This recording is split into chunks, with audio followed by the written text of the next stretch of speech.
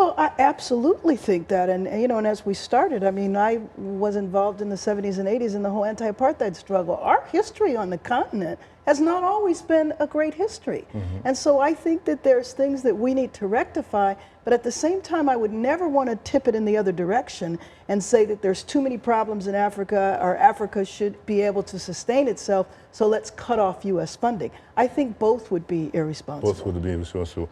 What about you, Agbor Julius? More of the same, or do we need a paradigm shift here, really?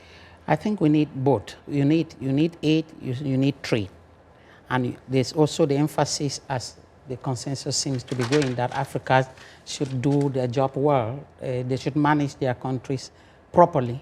So there comes the requirement for good governance, so that Africans should not be dependent on aid. I think, honestly, that is the lack of competent leadership that deprive the citizens of the right to a better livelihood. What about the priorities by some of these leaders, really? Because one of my greatest interviews, I have to tell you, in my last 13 years hosting this program, was hosting a former Botswanan president, Festus Mogae.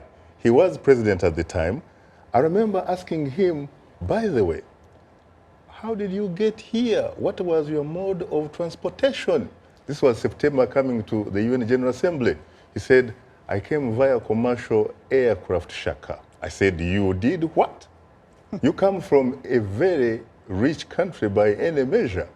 I was looking at your website. You have huge, you know, budget reserves and what have you. And yet your colleagues, they run around the world with corporate jets. That's right. When their people cannot have 2 meals a day, the children cannot go to school, they cannot even drink clean water. So President Banda from Malawi sold the yes, presidential jets. Also the Mercedes-Benz limousines. Right. She's still a president. Right. How do you go about that?